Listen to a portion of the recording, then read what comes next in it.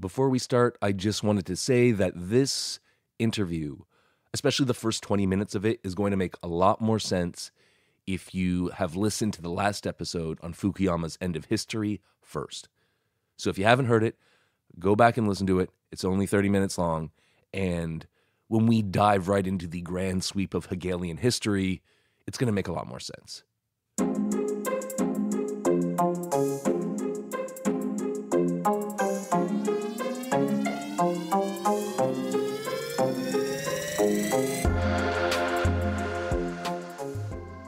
Today, 90s vibes, cultural exhaustion, and the end of history. I'm Cliff Mark, and this is Good in Theory.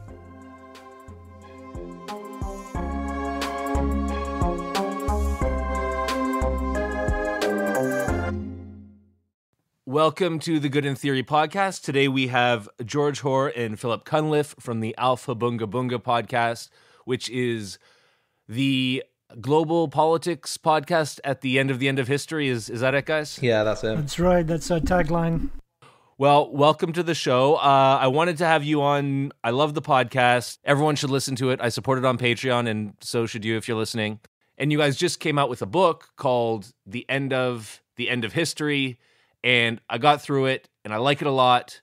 It's short, which is one of my favorite qualities in a book, and it gives a really interesting perspective on politics in the 21st century.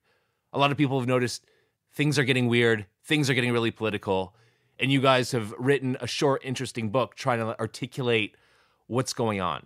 And so I would like today for you to take us through that, to explain what the end of history is. But to get with that, we'll have to figure out what the end of history is. So my first question, even before that, to whoever wants to take it, is, what was history? Because you don't just mean the events that happened in the past. Yeah, do you want that's to right. Do you want to do this one, Phil? Okay, I'll tackle history. So, the end of history is the US political scientist Francis Fukuyama. It was his tagline at the end, and he used it to describe the end of the Cold War.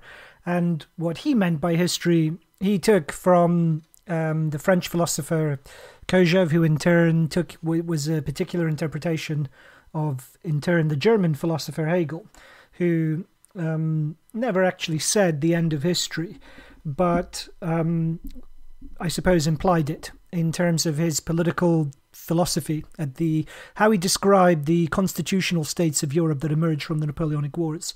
And by implication, and I suppose by a process of reverse engineering, what counts as history is a process of humanity searching for higher forms of political and social order.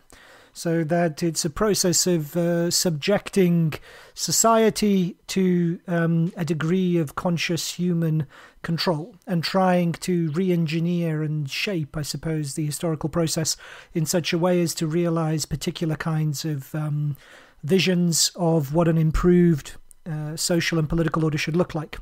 And so that is I suppose, the crude and rough version of what history was, or the kind of history that was supposed to have come to an end. Yeah. So it's history with a capital H, the kind of the events, particularly after the French Revolution, that realised human freedom through various events in space and time. You might put it that way. So pretty big deal stuff. So history is realizing of human freedom, but just to be clear, it also happens before the French Revolution too, right? Yeah, so at least in the kind of in the Hegelian sense of history, there are various key staging posts, such as the Reformation, with the overthrow of the Catholic Church and the establishment of individual conscience. Famously, Hegel describing the Middle Ages as a long, dark night. So lots of things happen in the sense that there are there's lots of kind of aristocratic intrigue and dynastic struggles, but none of it is particularly meaningful. A long, dark and terrible night, as he calls it. So it's eventful, but without anything meaningful, because it doesn't actually, none of those kinds of struggles actually help to realize and embed a deeper and more meaningful understanding of human freedom. The rise of Christianity, the ancient Greek city-states and the Roman Empire in a kind of qualified sense. So there is history before the French Revolution, different forms, and all of these, in the Hegelian version of the story, all of these different historical episodes play their own role in laying particular kinds of foundations which subsequent societies build upon in a process by which the meaning of human freedom is given greater depth, intensity, and breadth as well. Okay, great. Then why is the French Revolution in particular such an important inflection point in the story?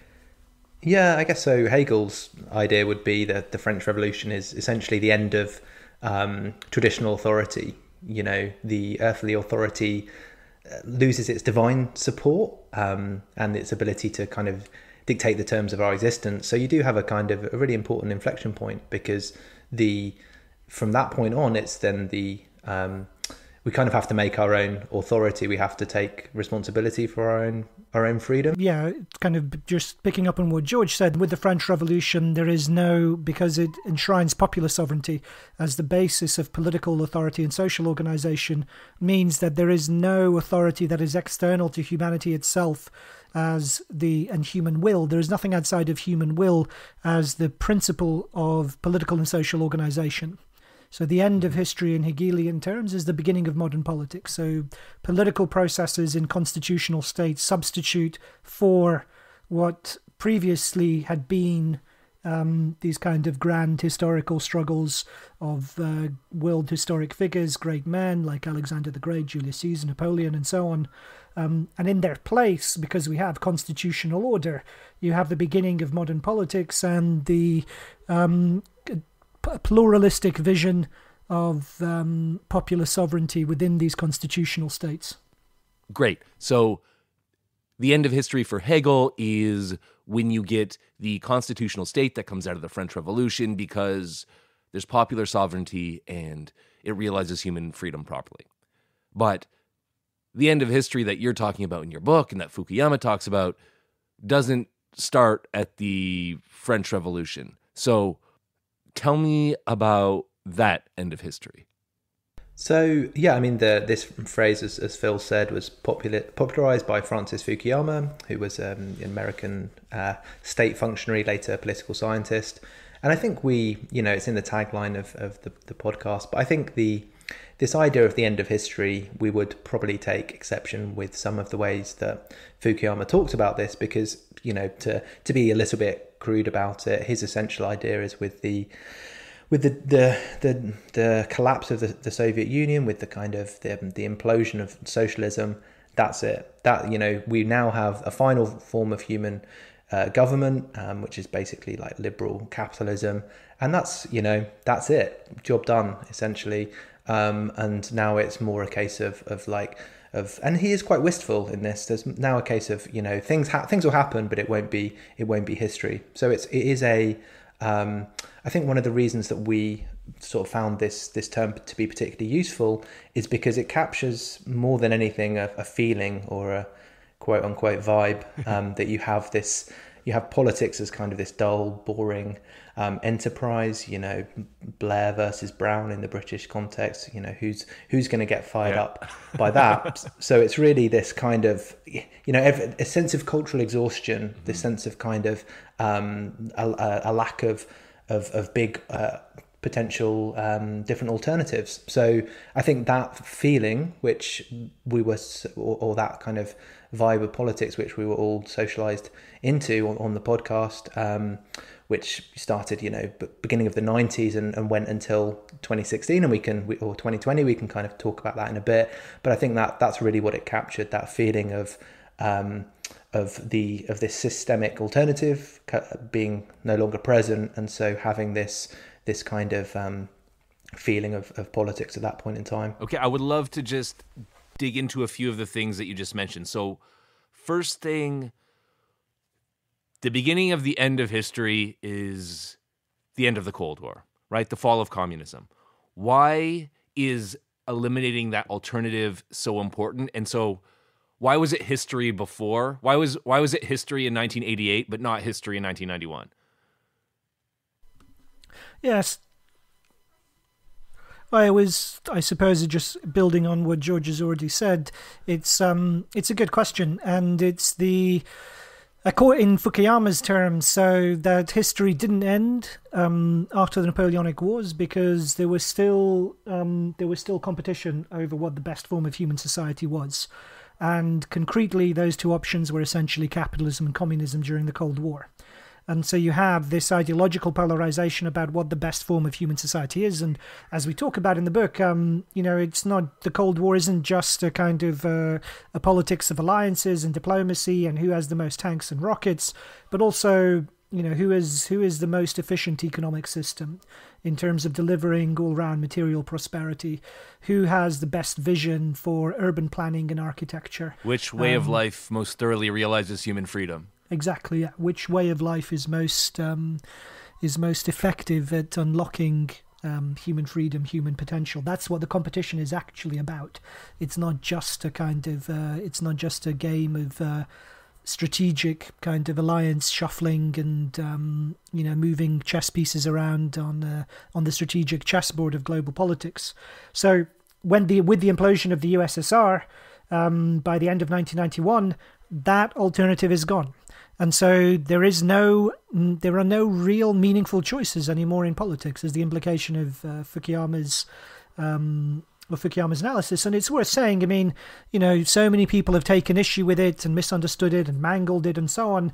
But to draw out the implication that that with the collapse of the USSR and all the kind of chaos and elan and hope, I suppose, that came around that moment, as well as foreboding and fear and what have you, to draw out the implications of it in grand world historic terms was something that was quite prescient and insightful. And I think it's worth crediting him with that, to see the way in which politics would be affected by the absence of meaningful ideological alternatives.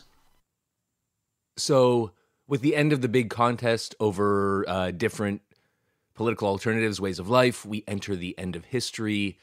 And can you tell me a little bit, concretely, what was it like? What are the political markers of the end of history period? I think it's a really good question, actually. I was going to answer it very swiftly, and then it occurred to me that there are so many kind of things that one could choose from one's own kind of life experience, but also things that were also kind of world historic events. I suppose the two, speaking from the vantage point of domestic politics in Anglo-America, it's Bill Clinton and Tony Blair.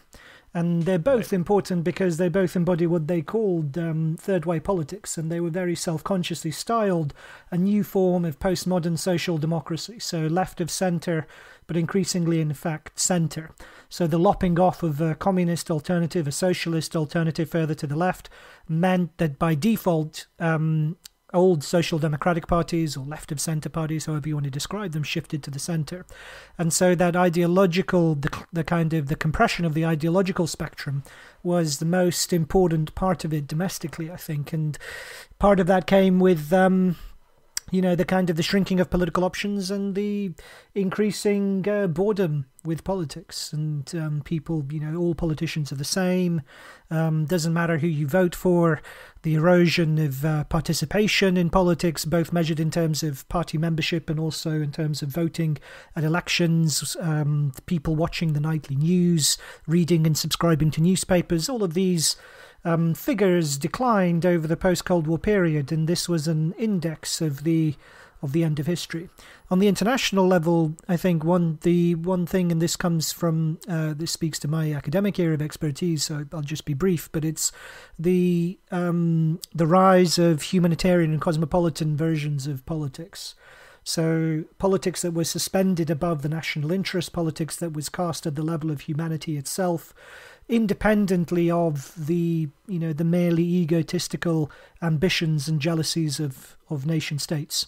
And so a supra-political, supranational form of politics became increasingly prominent in the United Nations, the World Trade Organization, the European Union, and humanitarian ideals, human rights.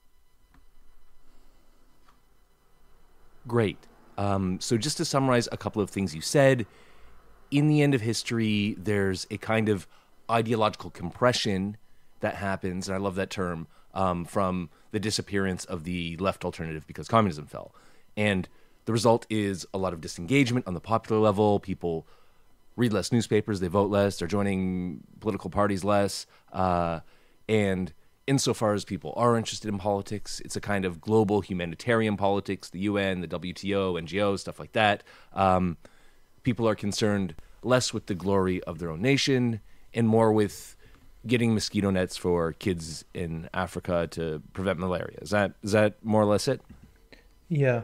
So I think there's you can kind of have, I don't know if listeners prefer a kind of a list or an I don't know, an example, but I can give you both. So one of so I think things on the list, and this, might not be exhaustive and it repeats some things that Phil said, but definitely globalization. So these are the determinant features of the end of history. Globalism, as you said, moving away from transcending, if you will, the nation state. Neoliberalism, post-politics in terms of, particular method of managing dissent, and a moral panic around apathy. So people are disengaged and like elites are like, oh, why is everyone so apathetic?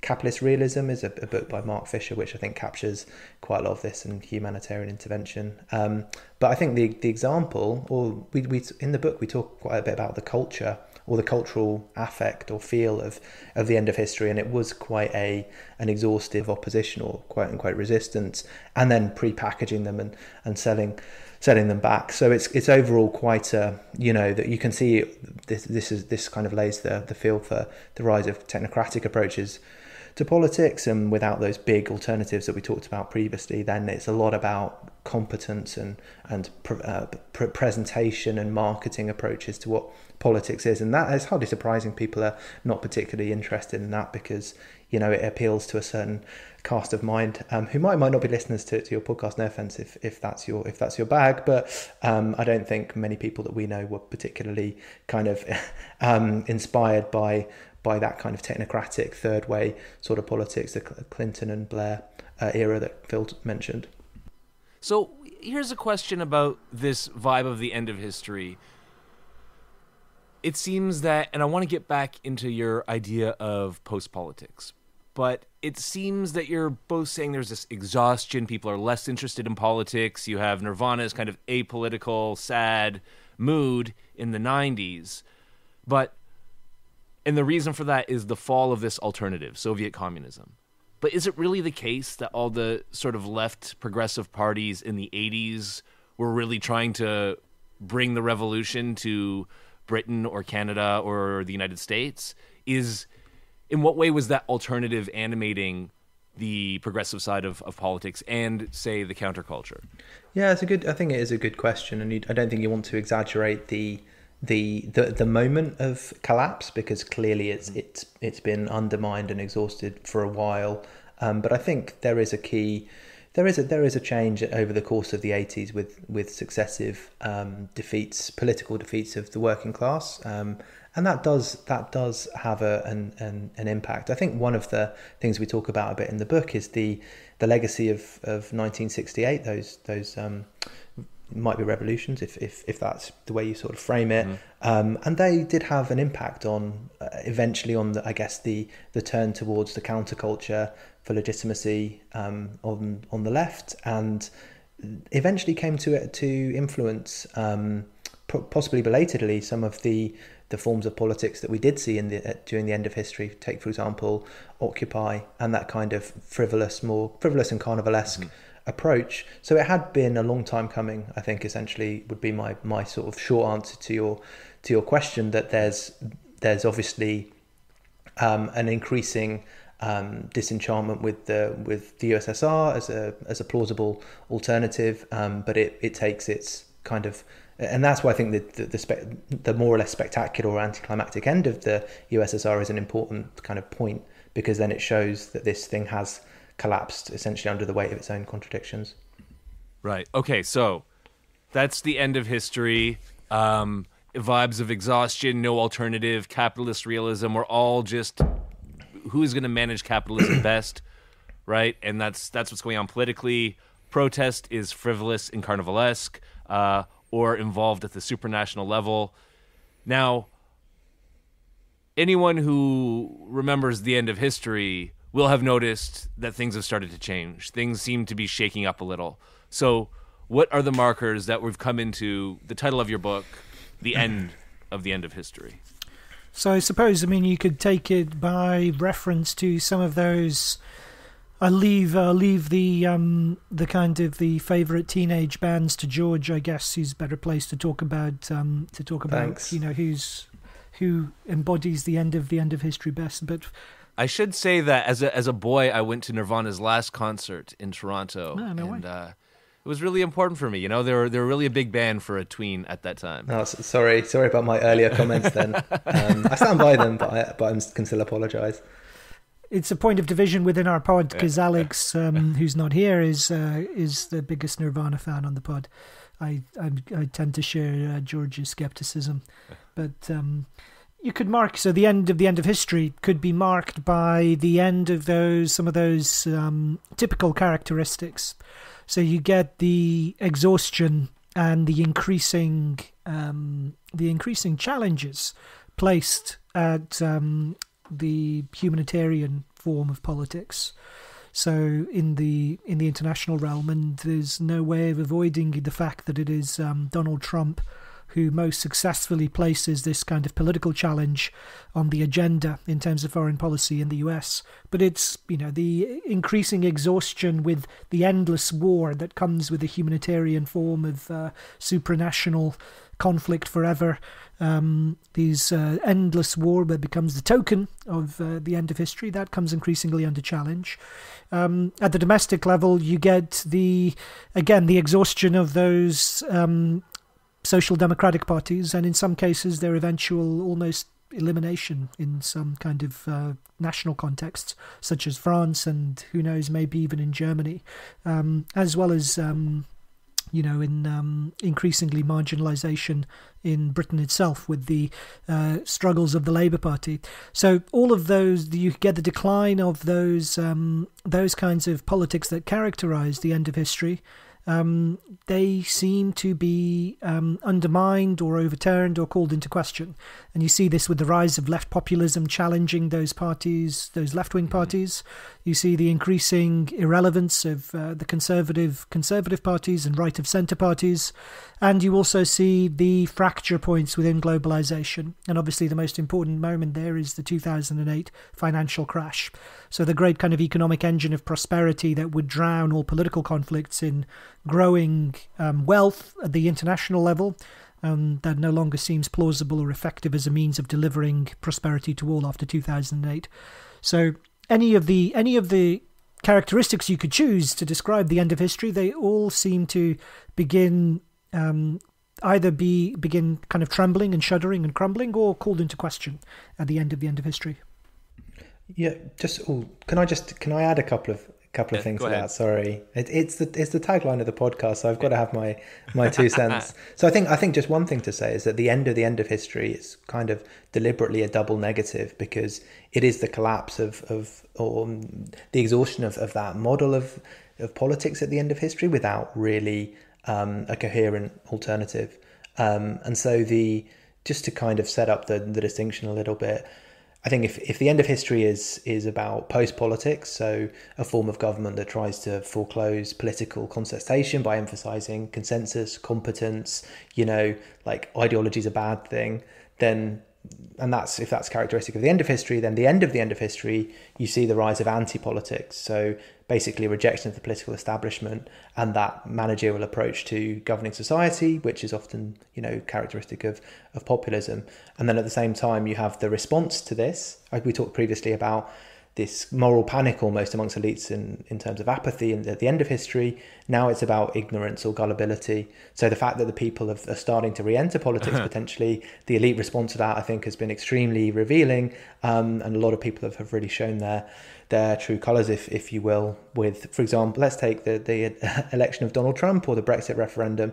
The responses to that really showed deplorable, as it were. Hillary Clinton's one poetic moment, the basket of deplorables, that captures so well, like these people are ignorant, they don't do the right thing.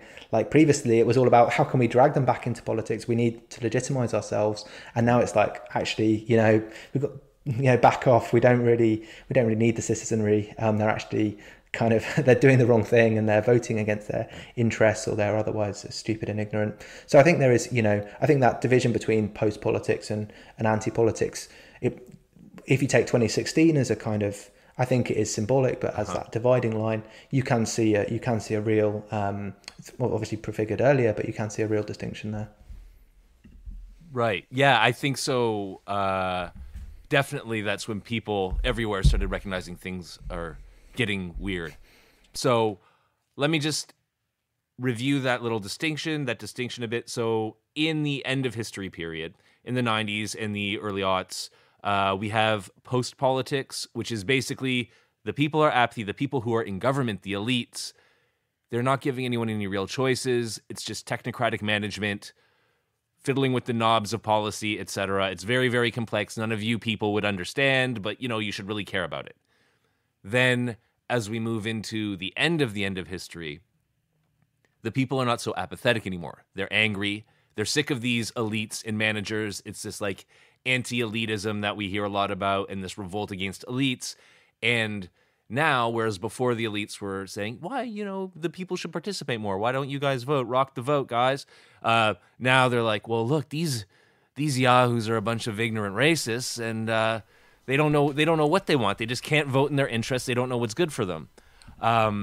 Yeah, and so I think that's it. And hearing you present it sort of back to us, I don't know if it sounds very sort of simple and straightforward, and I don't know if that's a mark of the genius of the of the hot take that we've constructed, or just the fact that it is a fairly stylized and simple distinction, but I think one that does have a way of capturing a change in the environment of politics, and a change in some of the, you mentioned the kind of anger, that cultural affect is, maybe it's easy to overdo it, but that move from depression to anger in kind of culture is that, it seems to me clearly related to the rise of this kind of angry populist anti-managerialism, which is, I think, a hallmark of recent politics, and I think it's something which we explore a bit in the book in its various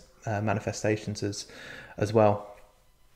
Did you want to jump on that anti-politics point, Philip? No, I mean, I think you did a great job of describing the kind of summarizing the characters of those two regimes and how they relate to each other. Oh, one point. Sorry, I'm taking liberties here, but I'm gonna do it anyway. Please go ahead. And I'll be quick though. One point I think about anti-politics is it often expresses itself through anti-corruption politics. I think you see some good examples for example, in Brazil, where one of our co-hosts is from and resides.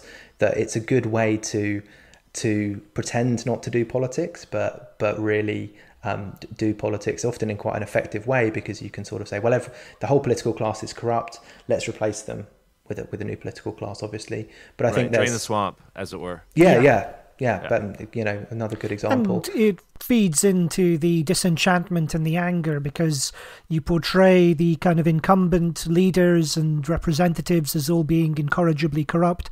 And also suggest that material interest and representation itself is somehow, by its nature, kind of dirty, polluted, and that there is some kind of purer form of politics that doesn't involve material interest or representation.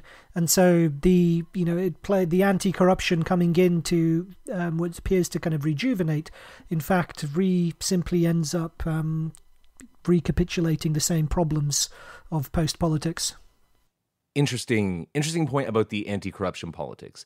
Now, I'd like you to say a little bit more about the idea of anti-politics, because, since 2016, it seems to me like things are getting a lot more politicized, right? And maybe it's a particular kind of politicization, but I'm seeing more people in the streets for protests than I would have seen before, both for the women's protests after Trump and for the Black Lives Matters marches. There are people out there I haven't seen before. There are people talking about politics, it seems like, more than ever.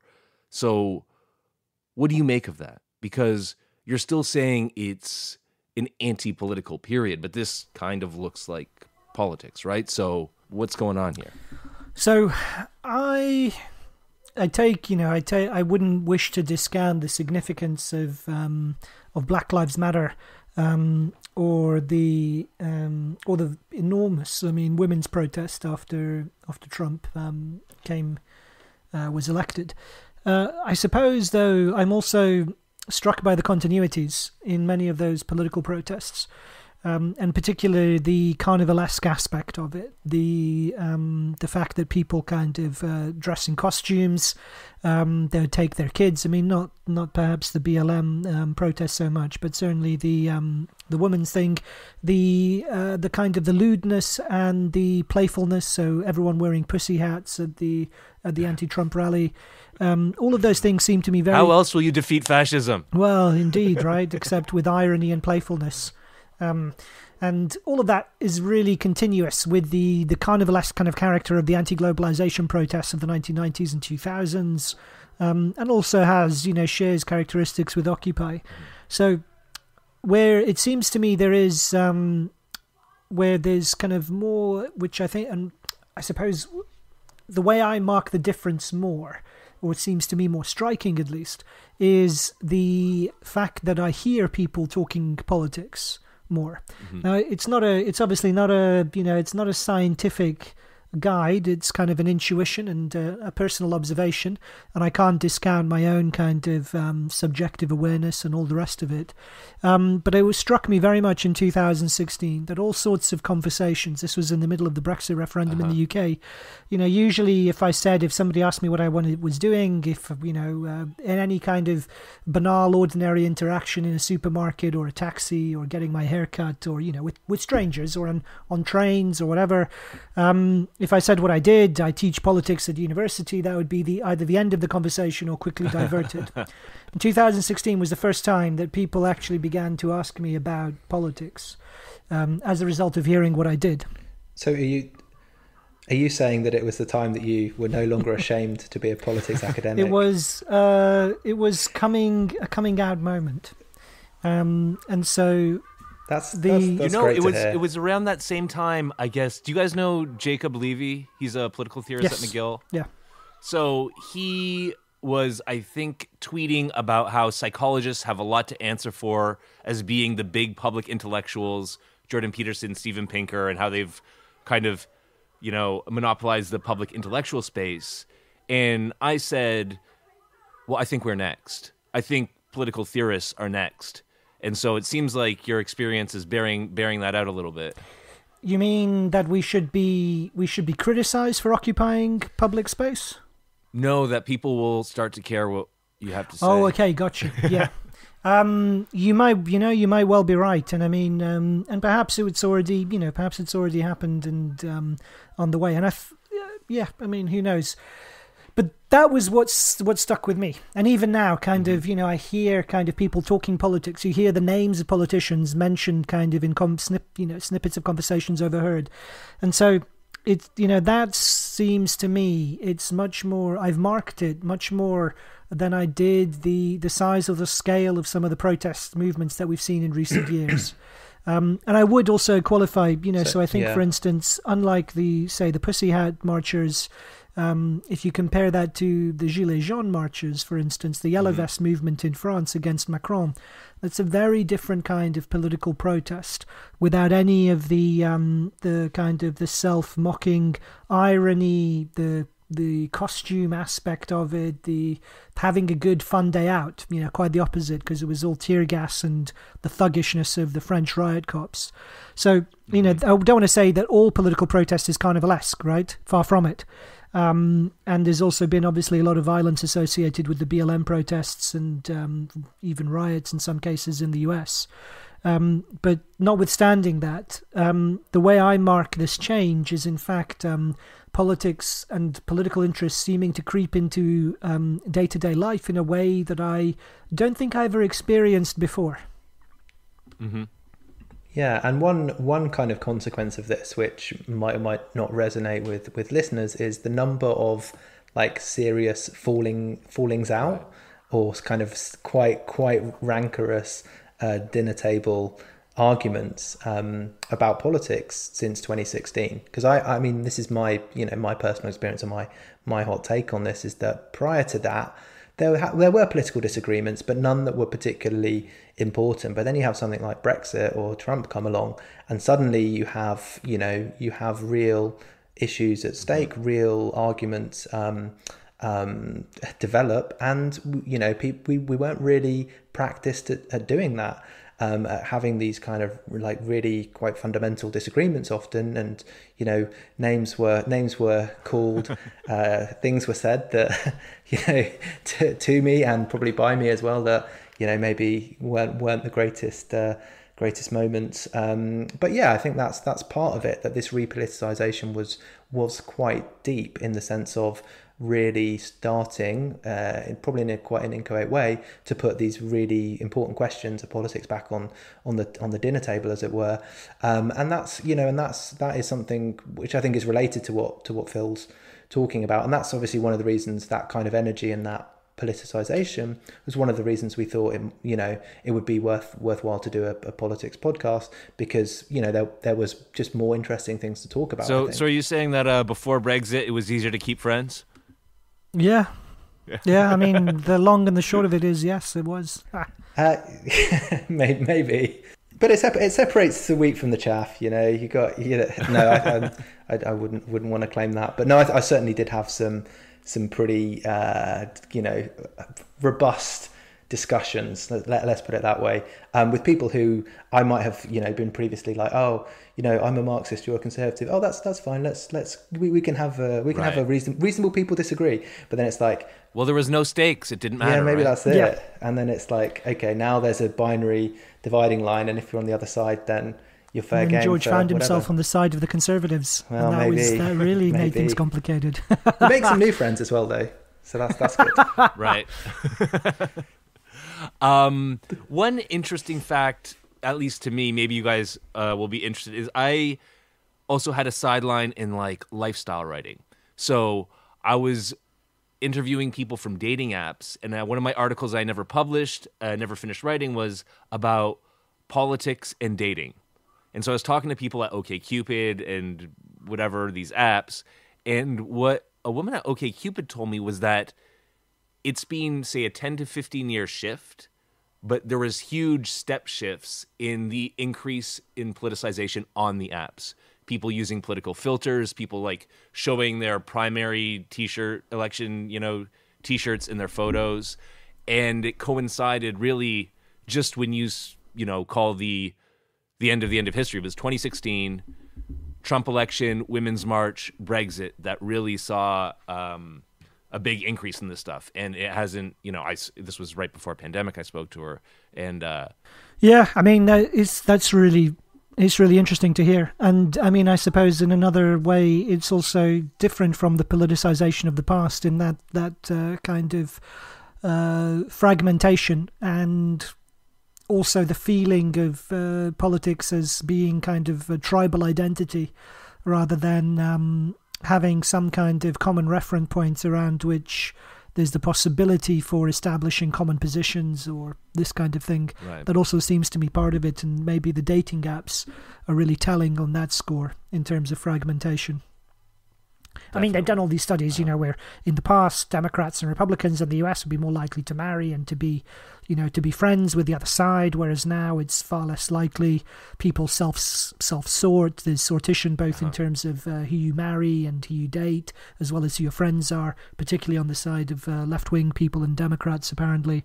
And so, that I think that it is it is an indication of that politicization, but also of a different kind of politicization to the past.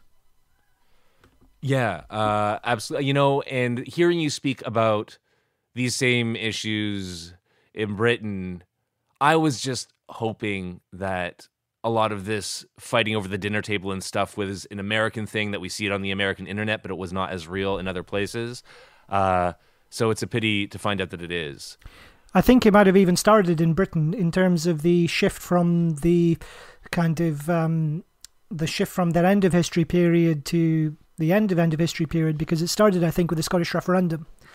So, and this is what people said in Scotland. So it was 2015, the Scottish referendum and Scottish independence, and it was so bitter and divisive. So families were split, fathers and their kids were split. I mean, I'm talking this on the basis of friends in Scotland, people I know, colleagues in Scotland, and they were. These are also people who study politics, academically, and they were appalled. Many of them were simply appalled by the fact that this thing that they study actually had significant implications that they could never have countenanced before. And they also said this was a warning of what was to come in terms of Brexit and the politics that would come after Brexit, and they were right.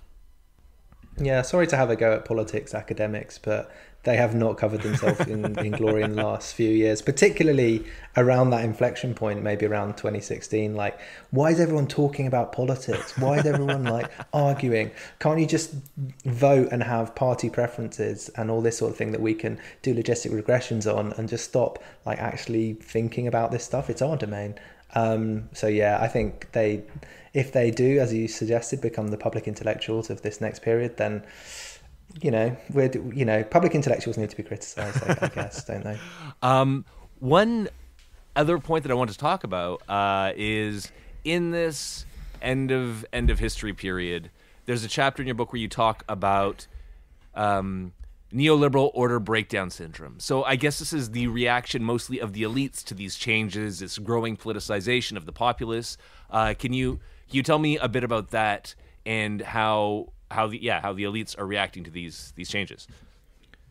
Yeah.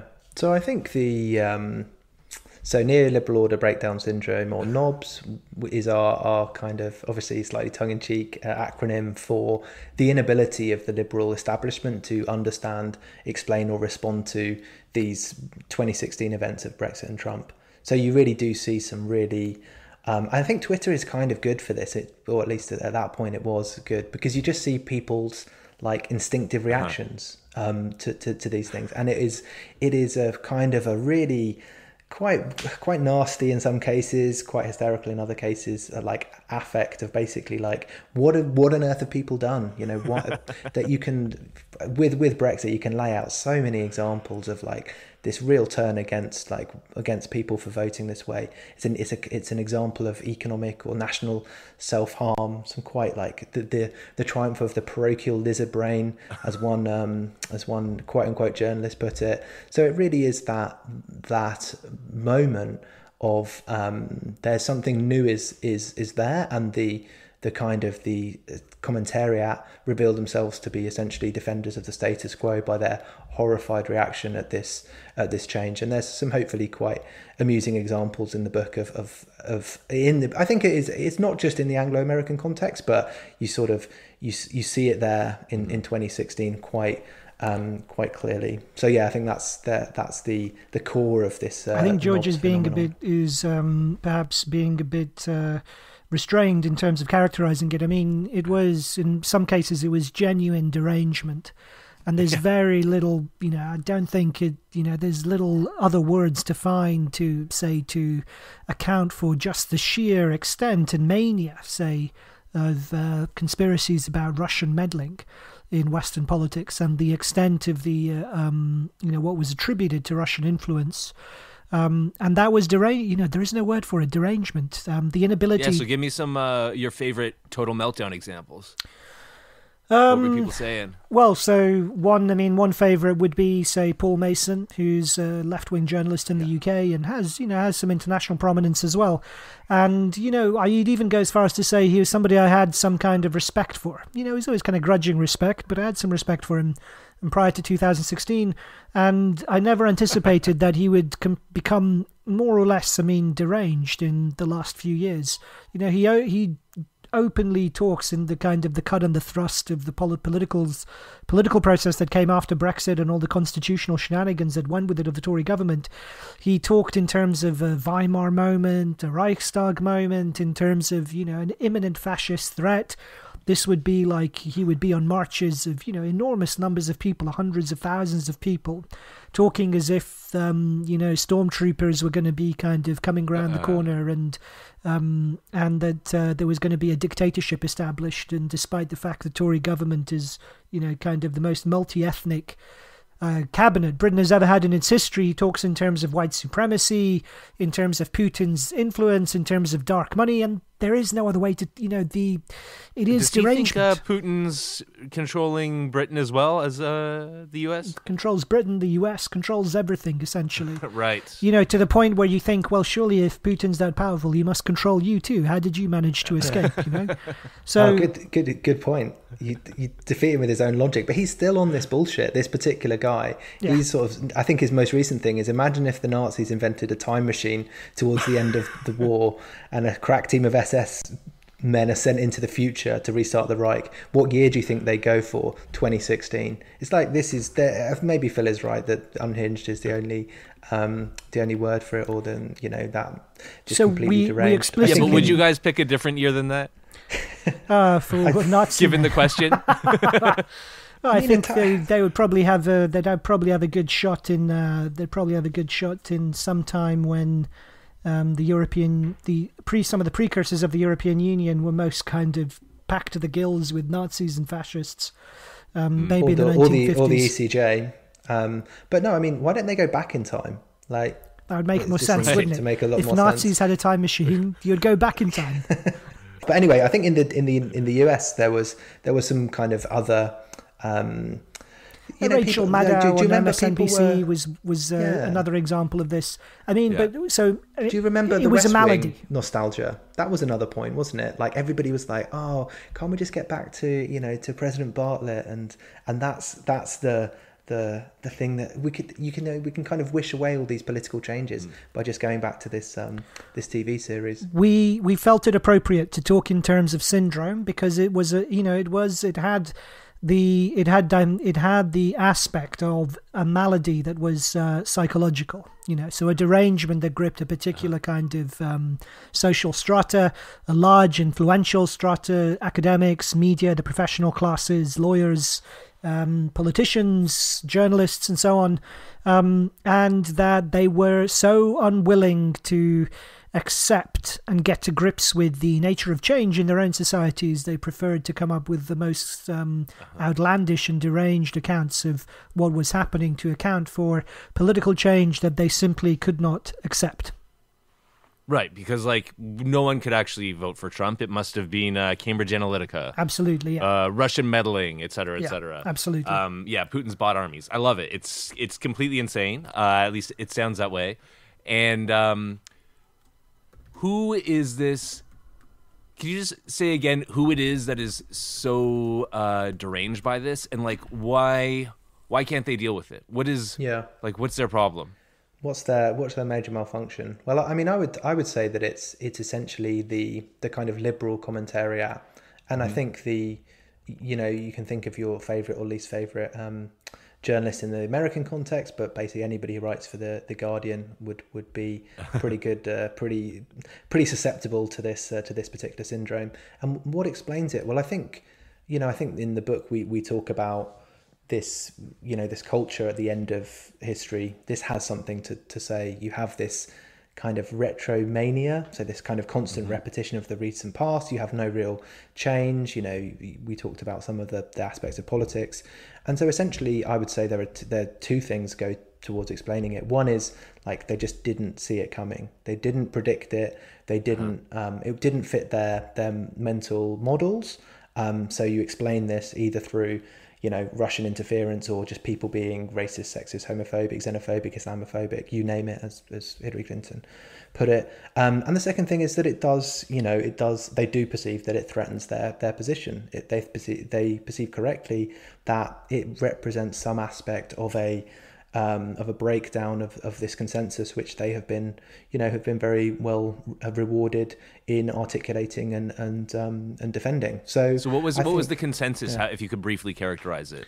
Yeah, so I think it's just that essentially that third way sort of consensus, that you don't want nothing too like with food, nothing too strongly flavored. You need it in the in the middle. You need let's all agree on the basic precepts, and then we can just get the person who's the best manager, who has the best kind of haircut and tie combo, and they can we all agree what we need to do, and they can do that. And anything too extreme is not really politics. It's not really sensible, and so this kind of that the ideas of decorum, maybe even or sensibleness, that had been dominant in the end of history. If you reject those, as people have done and did in 2016, then that's where you see that nostalgia for the recent past, when those things pertained and when they had that cultural influence, along with a kind of catastrophism, like you've broken these rules, like we're going to have food shortages, or Trump's going to start the Fourth Reich, or whatever it is.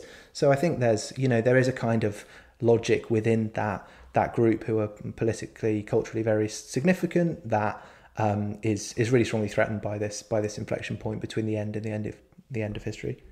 Right. These are the same people who believe that there was actually a coup happening when those protesters stormed the Capitol. Yeah, all of the most kind of like the worst liberal fantasies, and they are fantasies because they kind of do want them to happen. You might say, but you need another episode on the liberal psyche. It would give them a purpose, Well, okay, so it's mostly these liberal elites and media figures, commentators, who are finding it difficult to deal with the new end of history order.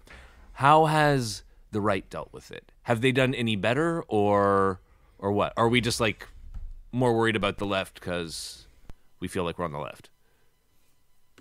Yeah, it's a good question, and so I suppose it depends where you're looking from. So it's interesting that if in the UK, at least, the Tory party has benefited from it in as much as, mainly through the logic of, electoral opportunism and an instinct for power, that they realise that they've been able to appeal to some of the sentiment that has broken through around Brexit and since, as well as tapping into popular disenchantment with the way politics had been hitherto conducted, and the sense of trying to seek national renewal at some level. So they've benefited. Trump obviously benefited both in 2016 and also the fact that he had such he grew his vote share by a significant margin, including among minority voters in the US.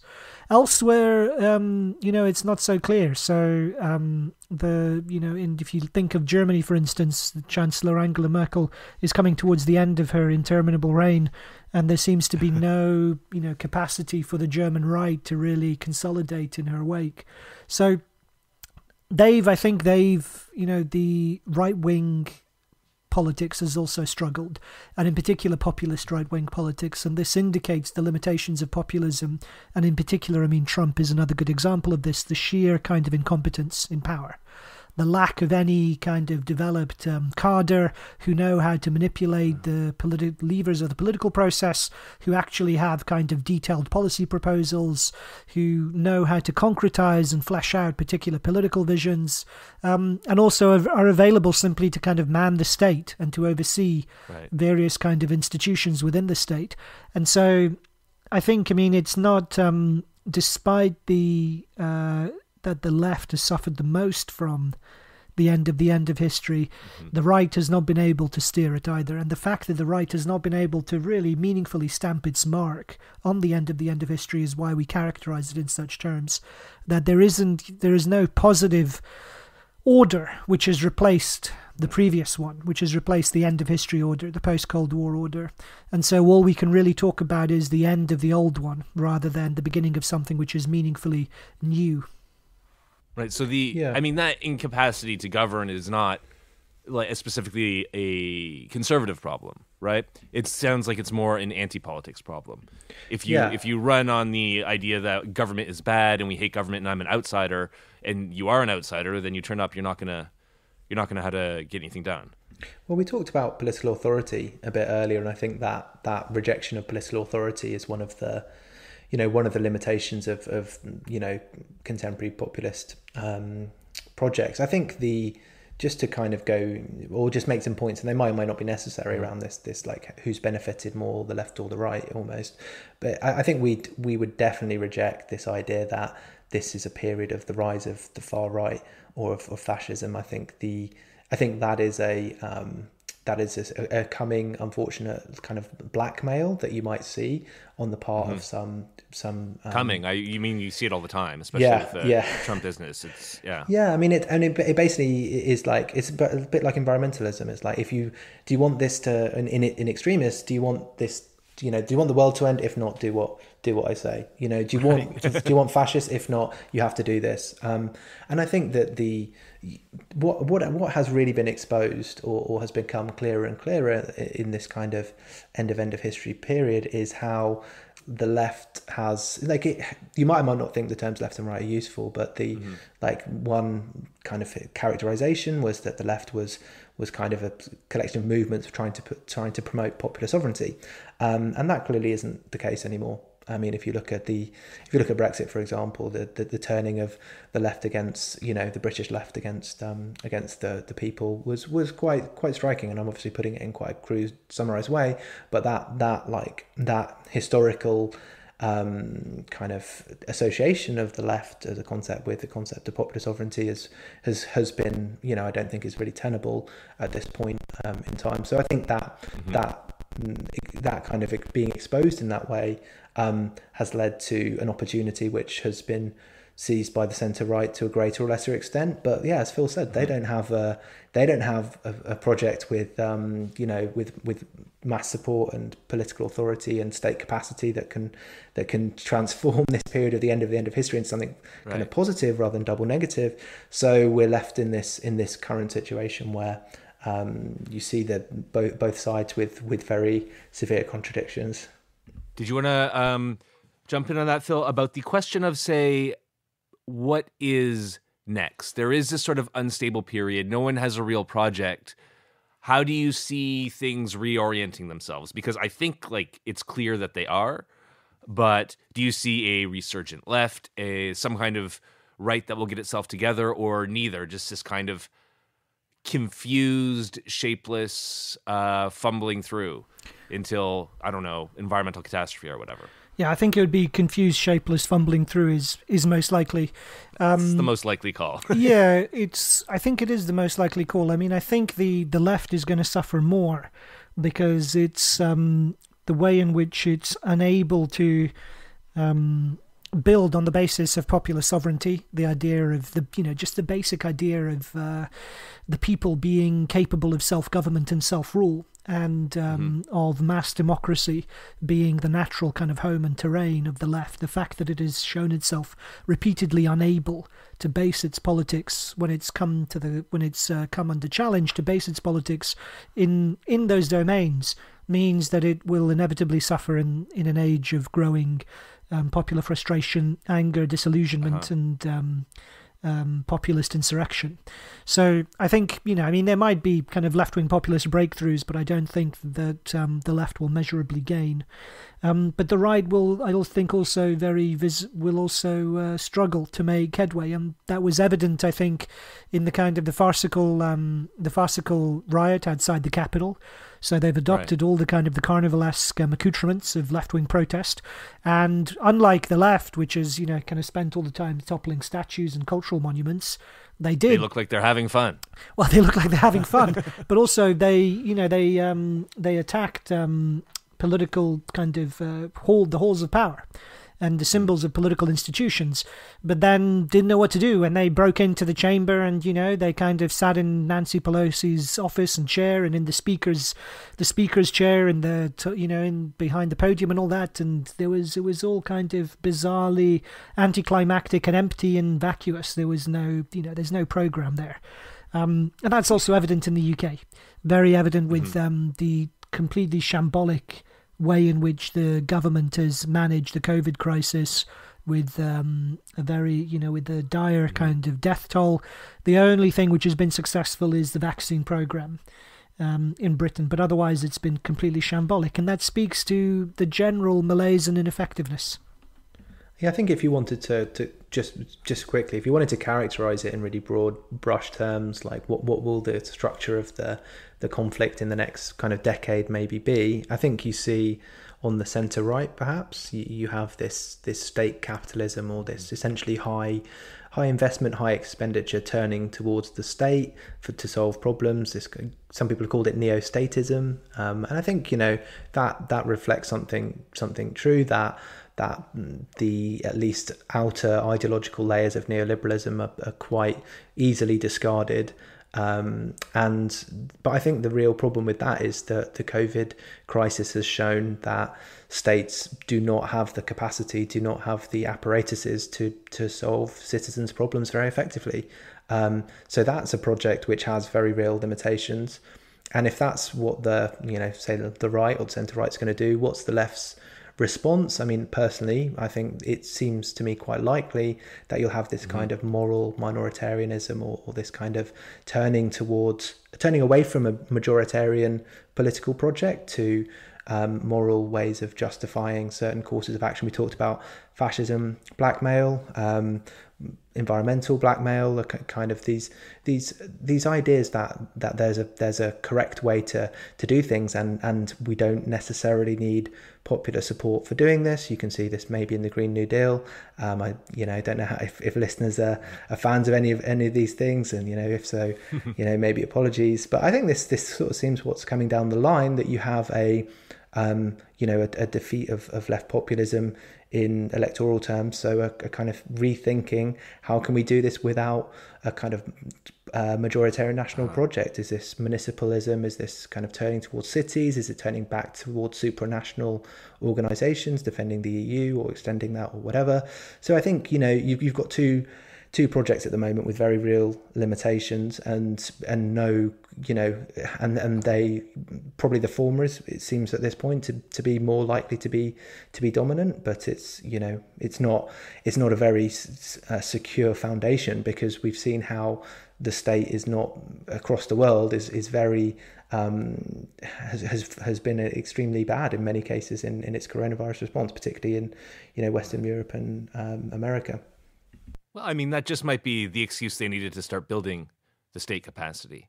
But so on the one side, we have a left that is, so before, in the end of history, we had a third way left that was just managers and elites, and they didn't want to have anything to do with the people, although they just wanted them to vote. Then now there was a left populism, and so I guess you're thinking like Bernie Sanders, Jeremy Corbyn. And that was, okay, we're going to do a left movement, social democracy, get people involved. But that didn't work out. So now you think there's going to be a retreat back to like, whoa, hold on, forget the populism. We are going to defend neoliberalism against the right, which wants to have a more interventionist state, which seems just like a reversal in a weird arrangement. I don't think they'll defend neoliberalism in economic terms. I think it'll be defended in political terms. So, and that I think is evident in identity politics. So, identity politics, I think, is the political expression of neoliberalism in the sense that it's, kind of fragmented identities essentially built around consumption, and that have the logic of kind of market competition, and that always require the state intervention in various ways to oversee it. So I think they will remain attached to the political forms of neoliberalism, but they will shift, I think, to more kind of coercive views of how to deal, say, with climate change. So, ram through kind of declines in standard of living, enhance taxes of various kinds, restrict for, various aspects of consumption and transportation. I think that will be the area of retreat, given the fact that they've recoiled away from popular democracy. That, I think, is a good place to leave it. So I would like to thank you guys for coming on. And is there anything else you want to add at the end of our episode, on the end of history? Well, to say thanks, Cliff, for having us on. It's been great, and I think you've in some ways you've even done a better job in characterizing some of the contrasts between the end of history and the end of history than we did ourselves. So, thank you. Yeah, just to second that. No, thanks so much for a great set of questions and some challenging ones in there as well. So, making us think, which is always good. Very, very welcome. It was really my pleasure. Thanks, guys.